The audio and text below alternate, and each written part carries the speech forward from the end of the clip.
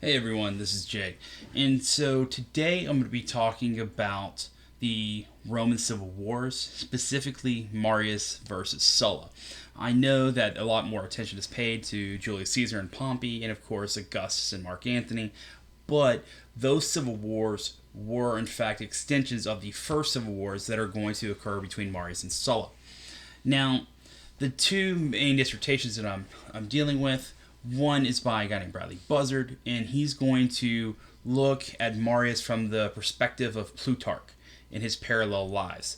And so, by the way, I would highly encourage you to read these, but the parallel lives essentially take two figures, one from Greece and one from Rome, and they're going to compare them and contrast them and basically talk about how these men are similar.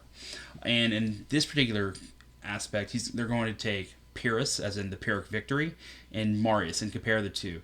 And Buzzard's going to make the case that both men are brilliant strategists, warriors, and tacticians, and but yet they are very weak politicians, and this is going to essentially be what undoes them because they're going to make mistakes that they shouldn't have made, but they were not skilled in that field, the field of politics, which I would disagree, especially when it comes to Marius, but that's a later story. Now, so the main source, like I said, is going to be Plutarch, but of course he's going to hit the classics. He's going to hit Sallust and Tacitus and the like, and so our other man is Sulla, and we're going to see that Sulla is going to be talked about in this idea of him trying to create this public image by a guy named Fine. And Sulla was actually the right-hand man of Marius, and interestingly, in all three civil wars, that the two guys that ended up fighting each other were at one point allies. Marius and Sulla, Caesar and Pompey, and then Mark Antony, and of course Augustus. Well, Sulla is going to be representing the optimates.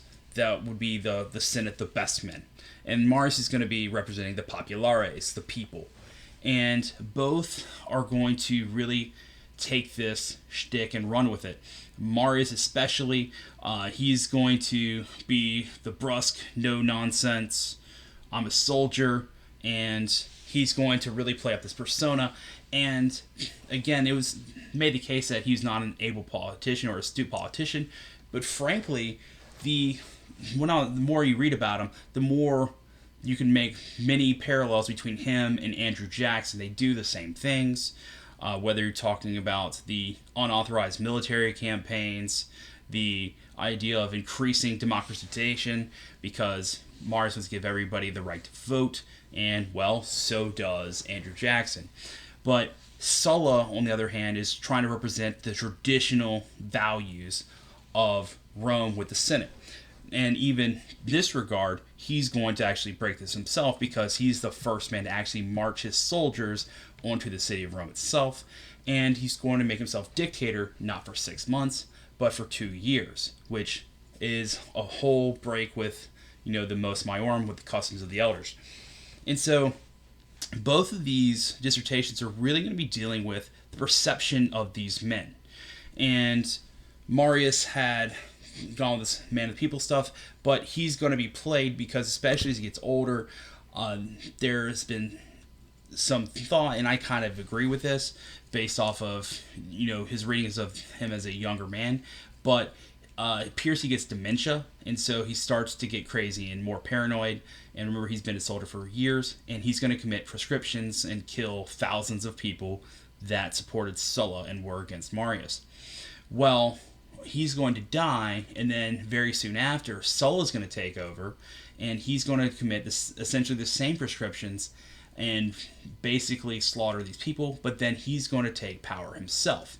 And Sulla is going to try to basically augment his reputation, which is what the dissertation is talking about, where he's making these monuments and statues.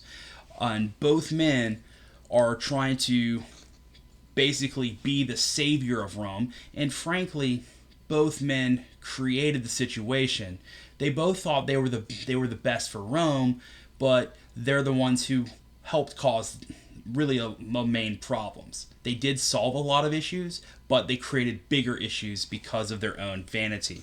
And that is something that is addressed kind of in both dissertations. Thanks.